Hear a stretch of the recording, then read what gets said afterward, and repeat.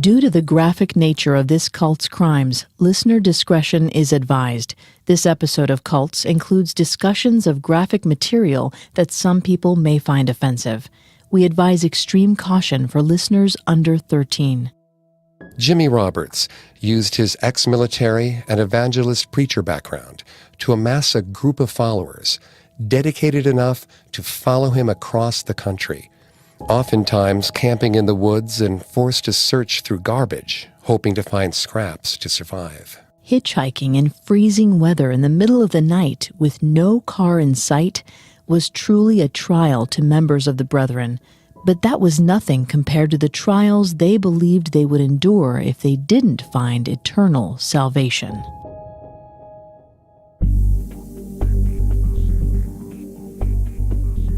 Hi, I'm Greg Polson. And I'm Vanessa Richardson. And this is Cults. Today we're taking a deep dive into Jimmie T. Roberts and the Brethren, a small but secretive cult. They're often known as the Garbage People because of their well-known habit of scrounging for food in dumpsters. If you want to listen to any previous episodes of Cults, you can find them on your favorite podcast directory or on our website, Parcast.com. And don't forget to subscribe while you're there, because a new episode comes out every Tuesday. You can also find us on Facebook and Instagram at Parcast, and on Twitter at Parcast Network. If you like what you hear, please leave a 5-star review wherever you're listening. Jimmie T. Roberts founded the Brethren in 1971 in Montana, and the Christianity-based cult is still in operation across the United States today. They're so furtive that their true numbers are unknown. Working in small groups, members of the Brethren are socially and physically isolated from the outside world. They believe that cutting ties to society and maintaining an impoverished, itinerant lifestyle is the only way to achieve salvation. In Part 1, we dove into Jimmie T. Roberts' life. He spent his lonely childhood in a strict religious household. After his brief time in the military, he transformed into a hellfire preacher who rejected connections to the outside world as well as family and friends. But his charismatic nature and trustworthy blue eyes gained him followers more than willing to do whatever he asked. In Part 2, we'll learn a little more about the followers of the Brethren and what life was like in such a harsh cult. We'll also investigate the accounts of ex-members who struggled to leave the Brethren, as well as families of current members who are desperately trying to find their loved ones. In 1971, Jimmie T. Roberts gathered a devoted group of followers in Missoula, Montana. These were Christians who felt lost in a changing world and isolated from general society. Vulnerable youth who sought guidance, direction, and assuredness that their lives had meaning. Jimmie T. Roberts used emotional manipulation to control his followers, keeping them dependent on him for leadership and isolating them from family and friends. He exploited his members' vulnerabilities to keep them in the Brethren. The Brethren may be Christianity-based, but membership in this cult is unlike any mainstream Christian denomination. Followers of the Brethren believe that in order to reach salvation, you must give up your worldly possessions and live for God every day. And it's not only worldly possessions members must give up. Jobs, relationships, sex, and family all have to go. The Brethren is their only pursuit and their only family. For a more in-depth look at the psychology, Vanessa's going to take over from here. While she's not a licensed psychologist or psychiatrist, she has done a lot of research for this show. Thanks, Greg. This type of isolation is very common with cults and ensures that members are solely dependent on the cult itself. As we've discussed previously on the show, Robert Lifton was one of the pioneers in the study of mind control in cults. He coined the term milieu control, which refers to a cult's tendency to isolate its followers. We can see the seeds of Robert's desire for milieu control in the months after he founded the cult in Montana in 1971.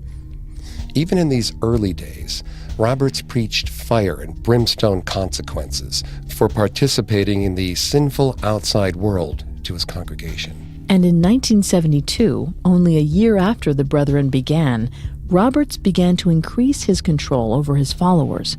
Roberts began calling himself Brother Evangelist, or the Elder Evangelist. This name came from the lead character in Pilgrim's Progress, a popular Protestant religious novel about seeking salvation despite temptations and trials from the outside world. By giving himself a new name, Roberts was making it clear that he was the only link between his followers and the Word of God. Roberts was employing a technique here that Lifton describes as mystical manipulation. By making it seem like he had a divine authority, Roberts was setting himself up as superior to his followers. Once Roberts had established himself as the group's spiritual authority, he began recruiting new members. Roberts started targeting colleges and universities on the West Coast, specifically looking for people who were young, vulnerable, and open to new philosophies on life. Dolores and William Carroll's son Bob was recruited by the Brethren in 1974 at the age of 22, making him one of the earliest documented recruits. But he was just one of many college-age recruits. In 1976, two members of the Brethren met Jim Guerra, a college student at Harvard who would later author From Dean's List to Dumpsters, a book about his life in the cult. Guerra says, quote, "It was during my sophomore year that the seeds of my conversion to the cult began to be planted. It began with a prayer request that I grow in faith. As I began to read the Bible and seek God about the power of faith, I learned some good principles." End quote. In other words, Guerra was in a transitional period of his life and eager to find new ways to expand his religious devotion. This made him a prime target for cult recruiters. In March of 1976, Guerra came in contact with two Brethren recruiters, known as Brothers, in his friend's dorm. He said of the encounter, quote, "Here was a man who transcended the realm of principle and could specifically apply the Bible to life. Here was someone who could tell me concretely and practically what to do to be closer to God. I had asked friends beforehand what I could do to be closer to God, and the answers I got were foggy and useless." End quote. The Brethren offered seemingly what other Christian churches didn't: direct and unquestionable answers. When meeting with new members, according to a Watchman.org profile on the Brethren, quote, "Group members evangelize using aggressive tactics. They quote profusely from select passages of the Bible. They inform their potential recruit that the first step toward salvation is to listen to the true gospel hidden by false churches." End quote. False churches, according to the Brethren message, were any churches that weren't the Brethren. And recruiters were friendly and persistent, offering a message of hope. In an ABC primetime special on the Brethren, Diane Sawyer reported, quote, "To the spiritual kids, they quote from the Bible and promise a life of certainty. The lonely kids, they offer support. At Columbia University, they lure students with a provocative question: do right and wrong exist? They offer a place among God's chosen with such intensity that in days, sometimes hours, students drop out and disappear." End quote. It's not uncommon for cults to target young people for recruitment. In fact, according to cult psychology researchers Dr. Clark and Dr. Kath, the average age of the former cult members they treated was 19 and a half. The Brethren target college students specifically for a couple of different reasons. One reason is that college students and young adults are in a questioning phase of their lives. We saw this with Guerra, where he was seeking new ways to deepen his faith. According to a paper called Innovative Higher Education, contributed to by psychology researchers from across the United States, undergraduate students tend to shift toward greater openness and tolerance to diversity, especially in their freshman and sophomore years. That openness makes them strong candidates for new but possibly manipulative ideas. Cults also target college students because they know that students and young adults are under an extreme amount of pressure. California Institute of Technology psychologist John Patrick Peterson explains, quote, "The human desire for comfort in the face of fear and uncertainty leads us to seek outlets that can soothe our anxieties." End quote. Jim Guerra confirms this was a motive for him to join the Brethren, writing, quote, "I was free at last, with no more term papers to write, and no more Ivy League pretension," end quote. Guerra was, of course, hesitant about leaving school on a whim to join the Brethren, but when he expressed those concerns, the brothers responded, quote, "That's the devil trying to pluck the seed," end quote. Guerra said, quote, "The thought was terrifying. I began to get worried. What other thoughts of mine did the devil inspire?" End quote.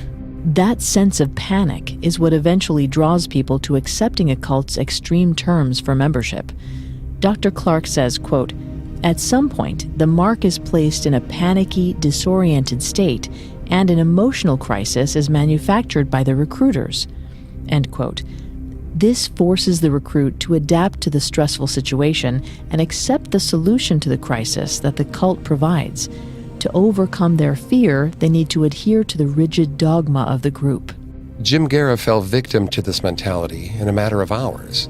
Quote, "What began as an idle curiosity about some itinerant Christian's lifestyle had evolved into a life and death decision that determined my eternal existence," end quote. The Brethren recruiter told him that the Lord's coming was just around the corner, and the door to salvation was almost completely shut. In Robert Lifton's discussion on thought reform, this technique is described as the dispensing of existence. This refers to the idea that only the cult can determine who is saved. Guerra's recruiters made it clear that he needed to join the cult in order to save his soul from damnation. He joined immediately in 1976. Once a recruit joins the Brethren, their life changes entirely. Indoctrination is swift. According to a watchdog organization, quote, "The potential young recruit is next invited to answer the call of Christ. Just as the disciples gave the example, 'Leave all and follow us now.' The recruit is then taken out of the geographical area where they were recruited within a few days of joining the group," end quote. A former Brethren member told Diane Sawyer and ABC, quote, "Submission to Roberts and his Brethren began with isolation and a gradual loss of identity. They changed their names to Hebrew, spent 6 and 7 hours a day studying the Bible and singing hymns," end quote.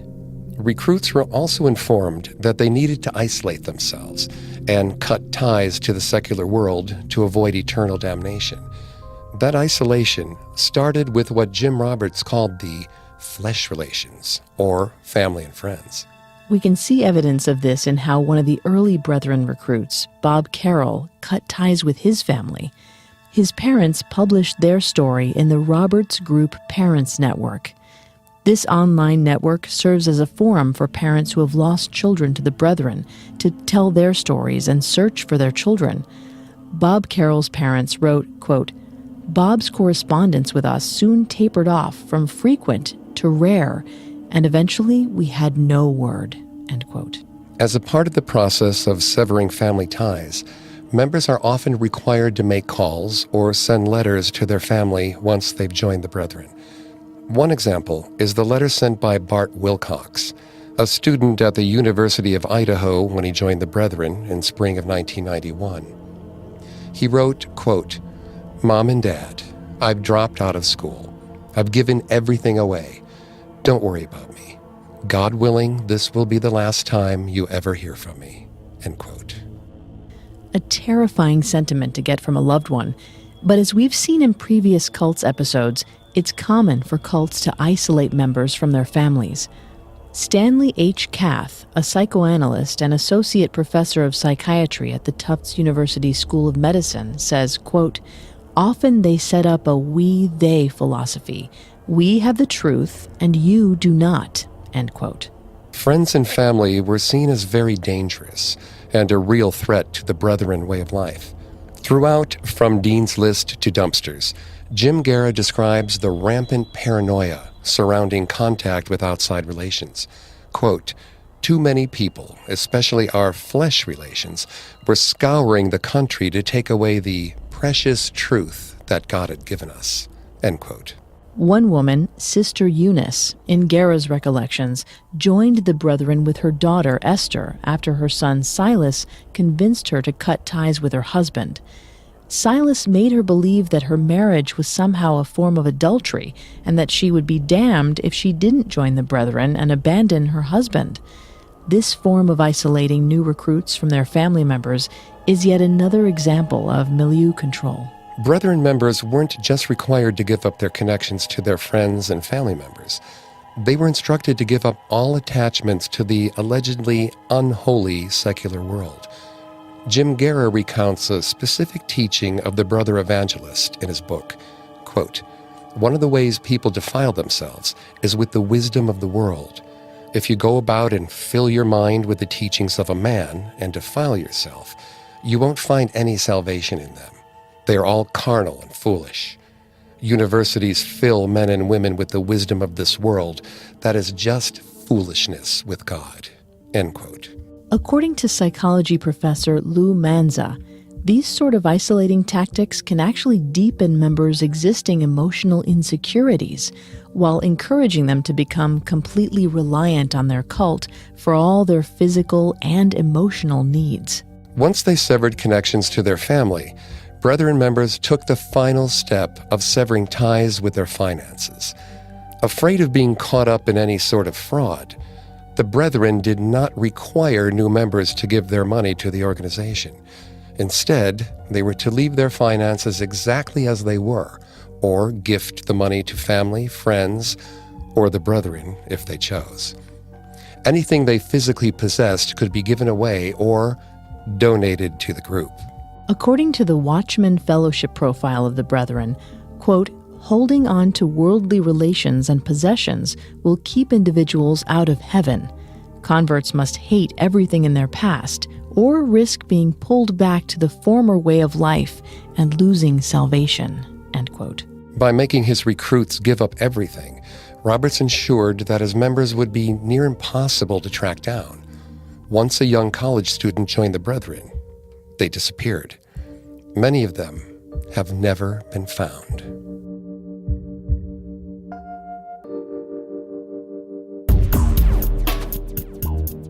Let's take a quick break to talk about Amazon Music. Amazon Music is the best way to listen to music because there's no ads, no limits, and no interruptions. And just by asking, I can find tens of millions of songs.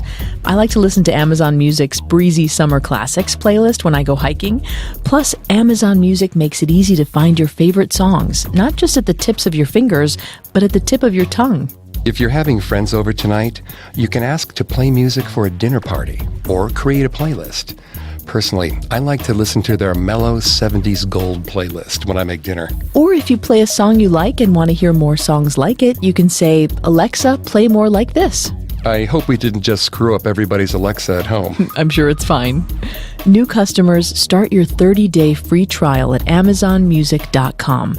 That's AmazonMusic.com to start your 30-day trial free. Renews automatically, cancels anytime. After you've finished our podcast, check out This Sounds Serious, The Case of Daniel Bronstadt. This Sounds Serious, The Case of Daniel Bronstadt is not a Parcast podcast, but we do think you'll enjoy it. It stars Peter Oldring from the Dexter Guff is Smarter Than You podcast and Carly Pope from TV shows Arrow, Suits, and Elysium. It's not a true crime podcast. It's a fake true crime podcast that delivers big on both laughs and story. So if you're a fan of narrative-driven podcasts, but also looking for something that's funny, check out This Sounds Serious, The Case of Daniel Bronstadt from CastBox. Each episode is about 25 minutes long, so it's perfect for a commute or a road trip. Download the first 2 episodes of This Sounds Serious, The Case of Daniel Bronstadt, starting May 1st, wherever you get your podcasts. Now, let's get back to our story.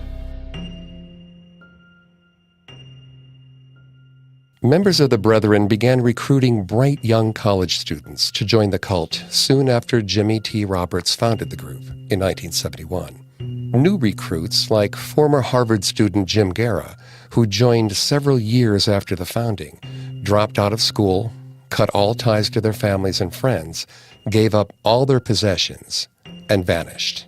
Once members of the Brethren isolated their targets, they were swiftly indoctrinated in the group's belief system.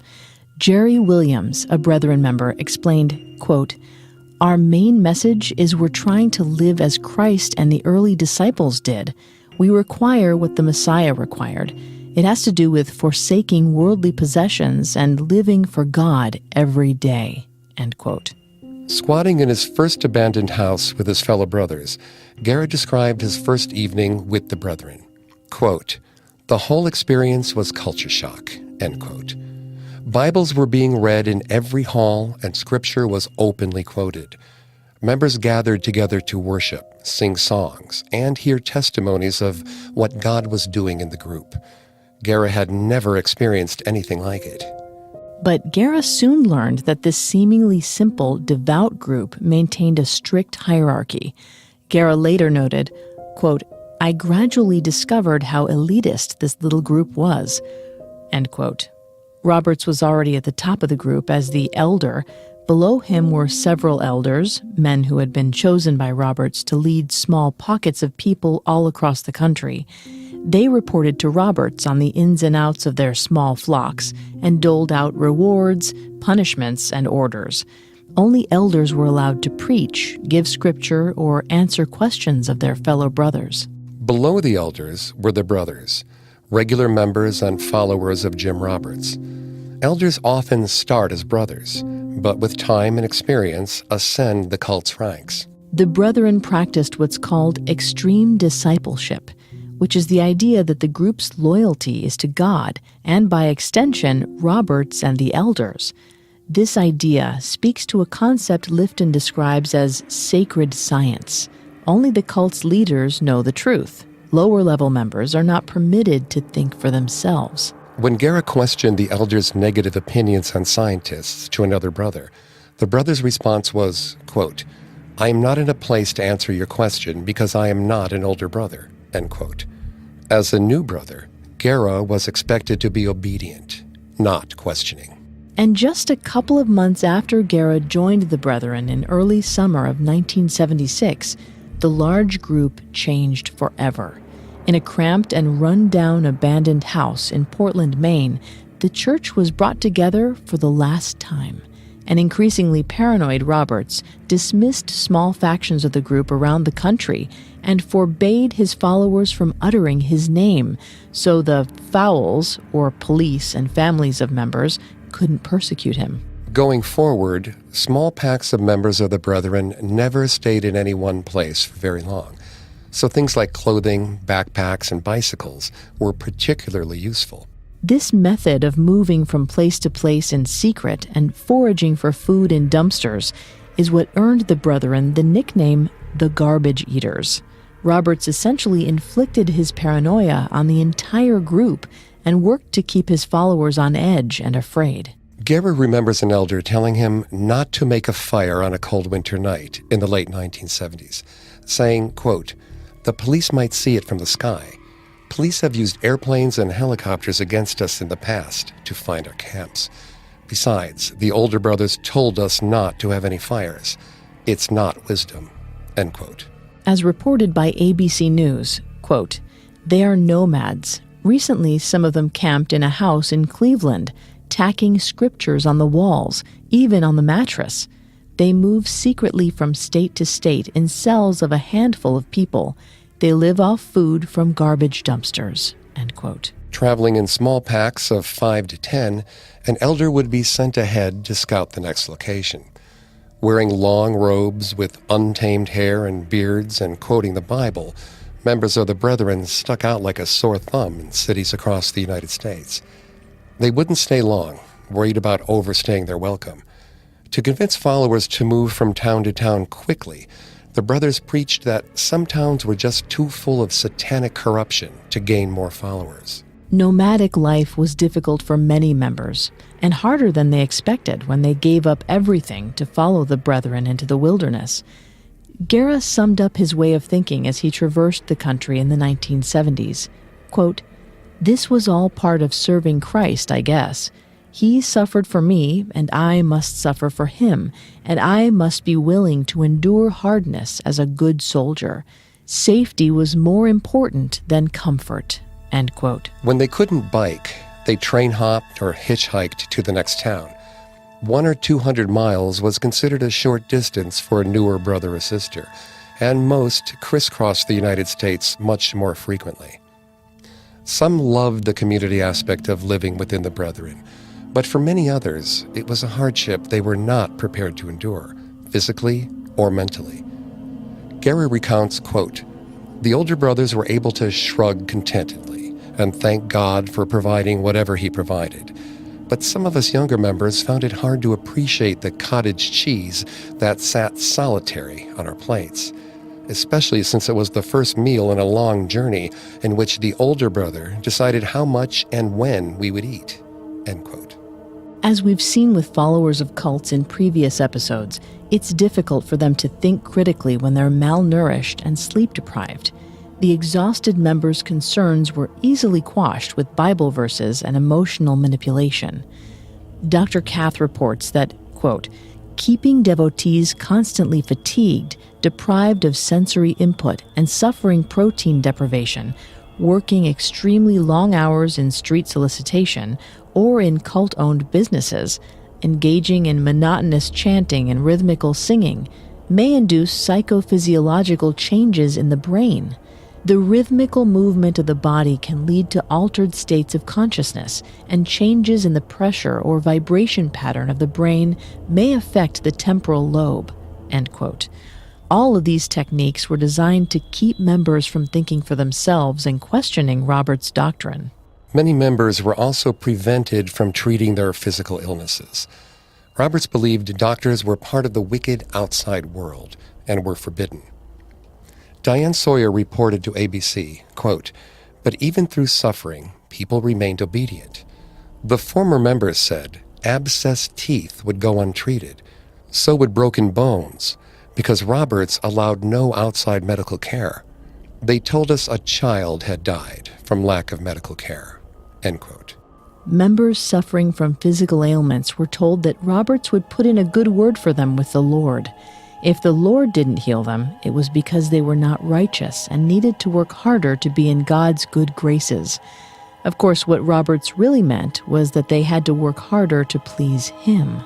Jim Guerra wore glasses when he joined the Brethren in 1976, but ditched them by the end of the decade. He said, quote, "If you wear glasses, it is a sign you are not trusting God to heal your eyes, because it is not of faith, it is a sin.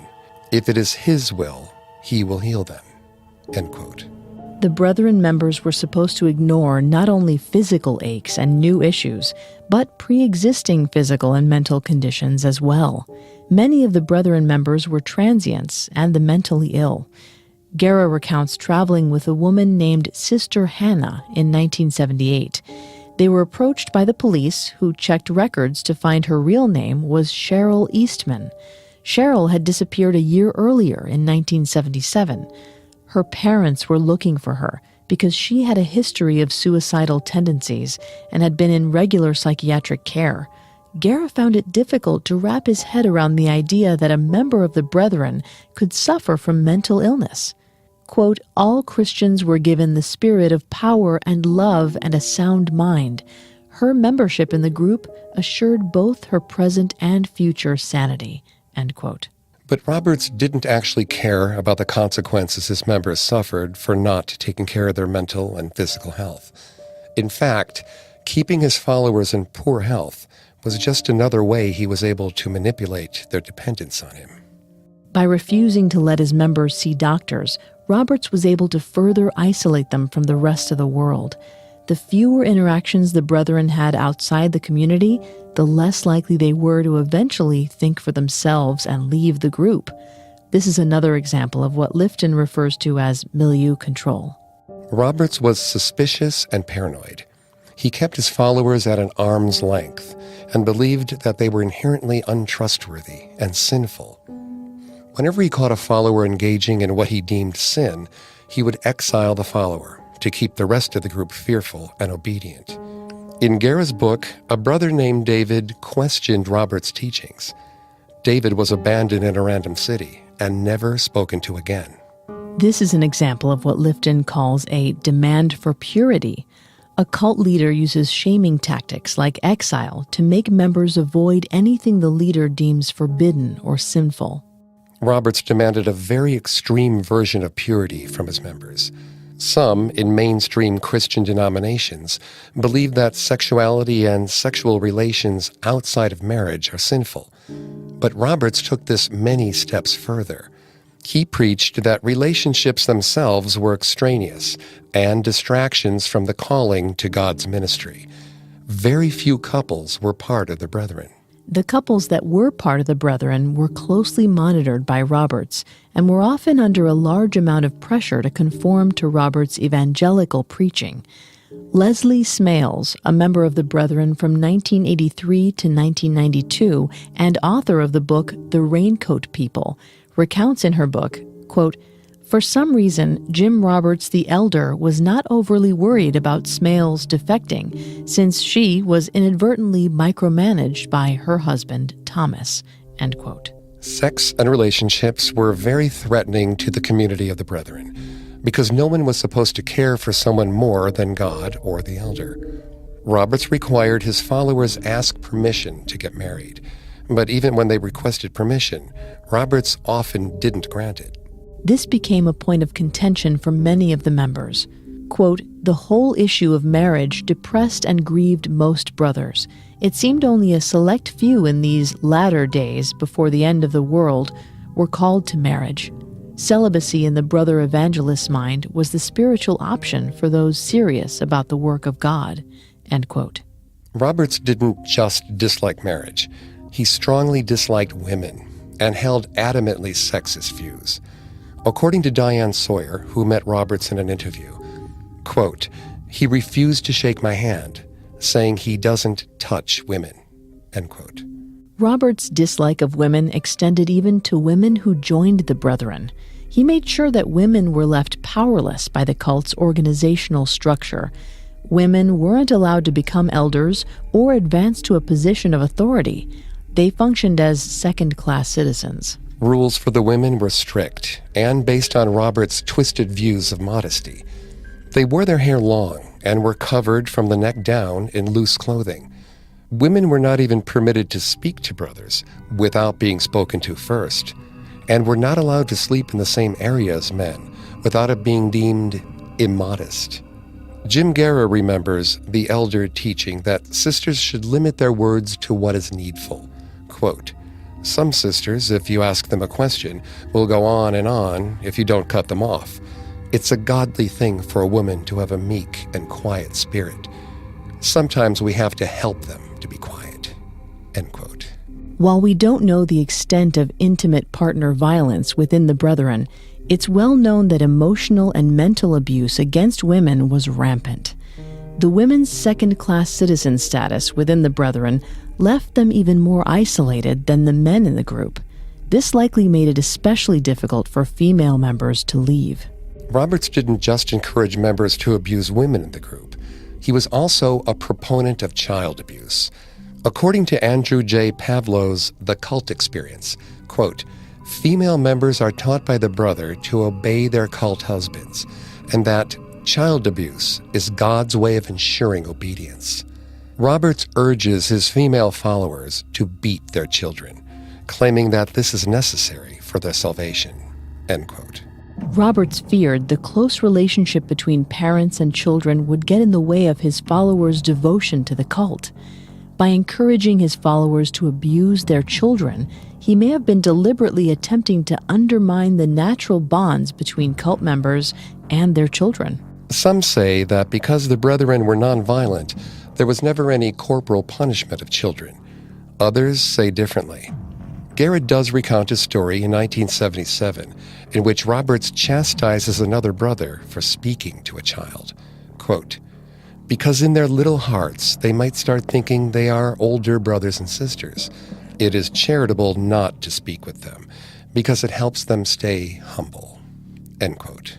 According to Earth's Final Hour by Ed Hinson, quote, "They left in their wake a trail of broken homes, battered women, and abused children. Believing that children are too young to know God, they assume the little ones are ruled by Satan.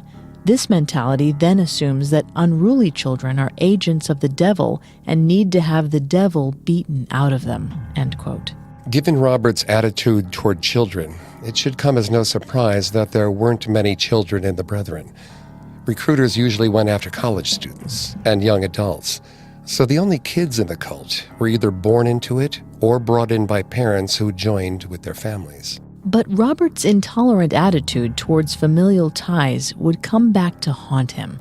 His tactics would eventually drive some members right back into the arms of their families.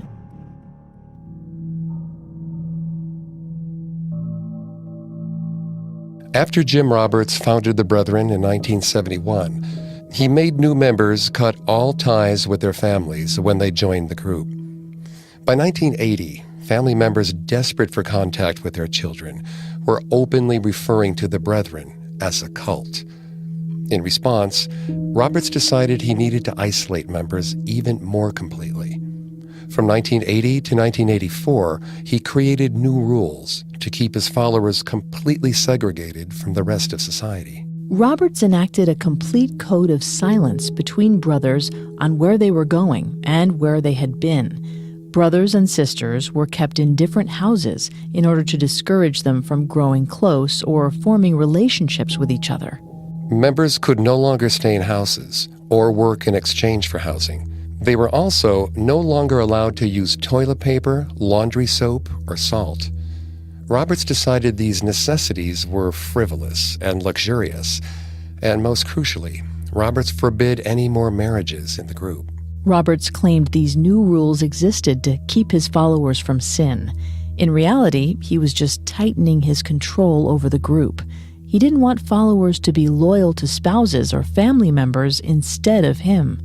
But many followers actually ended up leaving the group precisely because Roberts refused to allow them any contact with their families.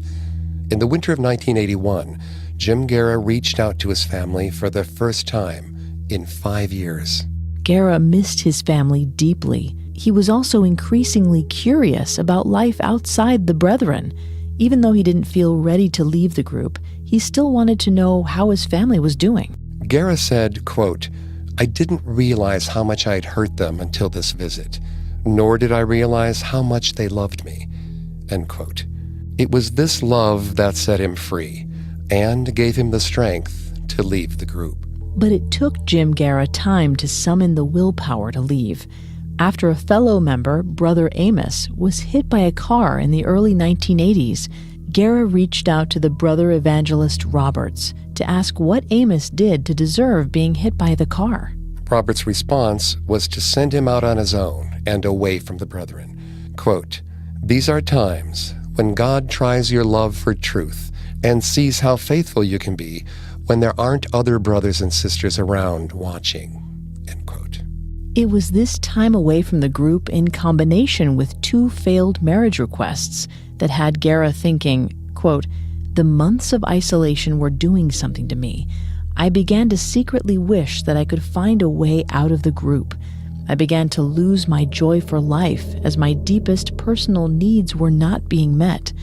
Gradually, I grew disillusioned from the group and with the way I felt they manipulated me," end quote. But getting out of a cult is hard. When a member joined the Brethren, they went entirely off the grid and disconnected from the outside world. When they re-entered society, their lives were in shambles. No finances, no relationships, no home, no job, and no accounting for where they had been for years. And when they left the Brethren, they were completely cut off from the group. Roberts called former members sinners and slanderers. He preached that contact with them would be sinful. This is the sort of shunning tactic we've seen in many cults featured on this show. In spite of all this, Guerra managed to leave the Brethren. Most ex-members move home, and Guerra was no exception. He got in contact with his family again in 1986, after catching Roberts in a small lie. Quote, "I knew Brother Evangelist deliberately worded things in a deceitful way to protect himself and others," end quote. Guerra wrote down all his concerns with the church and presented them to Roberts. He said, quote, He turned on me, telling me how ungrateful I was for all that the church had done for me, and how they had rescued me from that abomination called Harvard, and that I had always been an unstable brother." End quote. Guerra walked to the local library and called his mother from a payphone, saying, quote, "Mom, this is Jim. I've been deceived. The group is a cult. I'm coming home." End quote. He left the cult in August of 1986. Many ex-members still suffer the psychological consequences of trying to put their lives back together after many years of cult life. A former member told ABC, quote, "We weren't allowed to show emotion. It's not that it wasn't there. We just weren't allowed to show it." End quote. The deprogramming stage, as defined by Dr. Margaret Singer in Cults in Our Midst, involves, quote, "providing members with information about the cult and showing them how their own decision-making power had been taken away from them." End quote. That can be hard to internalize and often leads to a life of hardship and psychological trauma for former cult members. Jim Guerra's life has improved since August of 1986, but it was an uphill battle. He was 30 years old with little job experience, 1/3 of his bachelor's degree, uncorrected 2500 vision, and a 10-year gap in his cultural awareness. But he was able to put his life back together with the help of other ex-members. He got married and eventually finished his degree. But he was one of the ones lucky enough to get out and live a normal life. Many others didn't choose to leave. Some are still involved in the Brethren. Others have been abandoned by the cult and left to fend for themselves. Desperate parents of children lost to the Brethren have traveled the country trying to track them down and bring them home. In 1987, Dolores and William Carroll finally heard about their son, Bob, who was one of the first Brethren recruits. Quote, "We learned from a recent ex-member that Bob had an emotional breakdown while at their Houston, Texas location. As a result, he was sent on his own, essentially abandoned, to Milwaukee, Wisconsin. Our efforts to locate him there were fruitless." End quote. They go on to say, quote, "About 2 years later, we encountered one of the cult's elders at a location in Portland, Oregon. Upon inquiry, the elder confirmed that Bob had displayed impairment and was no longer with the group. He suggested that Bob might be in either Memphis or Nashville, Tennessee. In an effort to locate him and tend to his physical and emotional needs, we have visited with public safety agencies in all of the mentioned sites to no avail." End quote. Devastated, Dolores and William turned to the only place they knew to go for outreach, the Roberts Group Parents Network, where they continue to write letters online, pleading for information about their son. Larry and Judy Wilcox are one of the founding couples of the Roberts Group Parents Network, and they've been searching for their son Bart for over 2 decades. They had their first contact with their son after he joined in 1991. Quote, "We were searching for Bart at this Portland house. He ducked out a window while they went in the front door. In many cases, we tried to get to him. In some, we barely missed him. In one, I walked by him." End quote.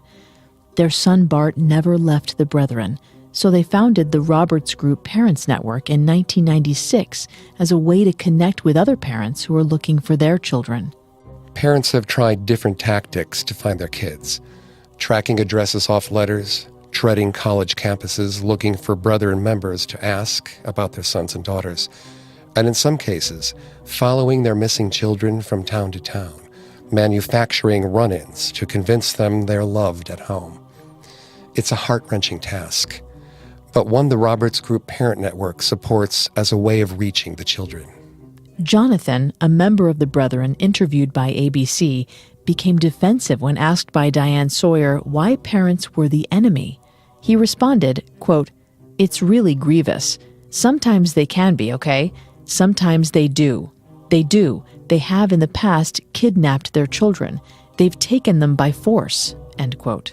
Contrary to Jonathan's statements, many parents try to persuade their children to come home voluntarily.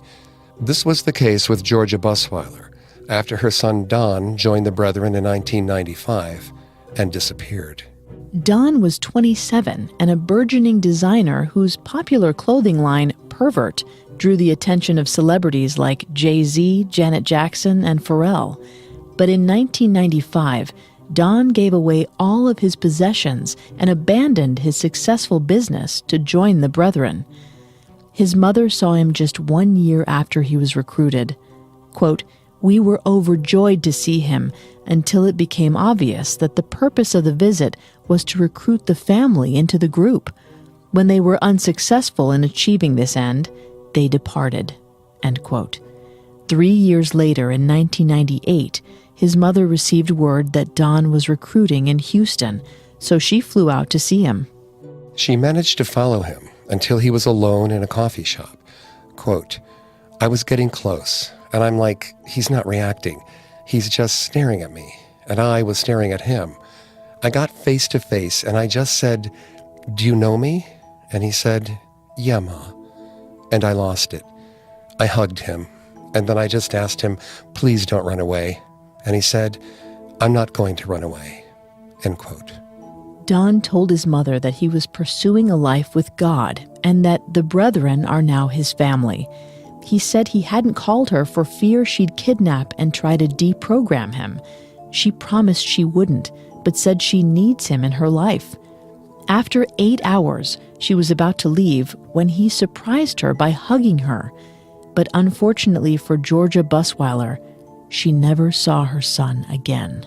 In 2014, Louis Loiseau made a documentary about Don Busweiler and his clothing company Pervert called "How Can I Be Down?"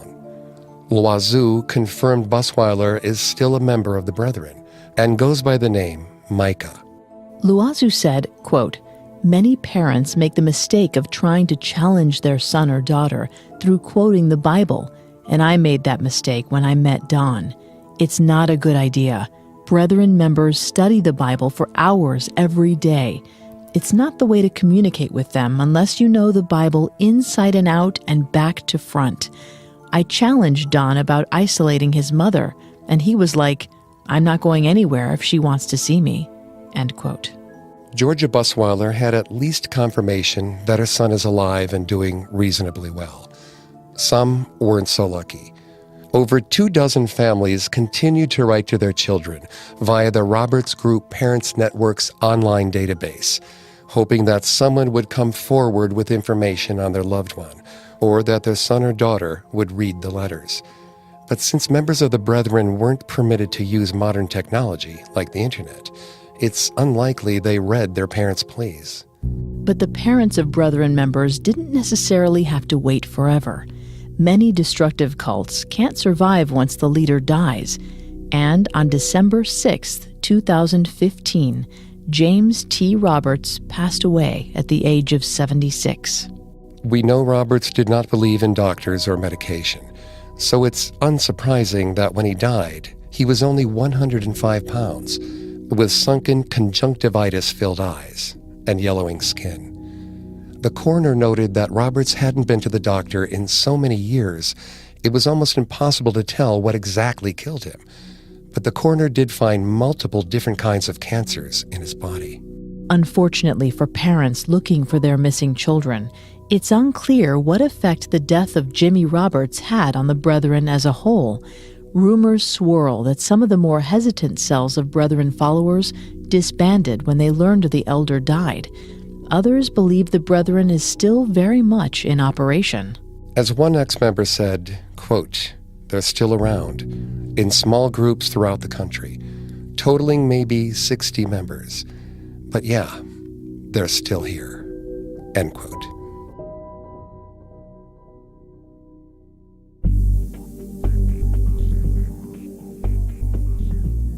Thanks again for tuning in to Cults.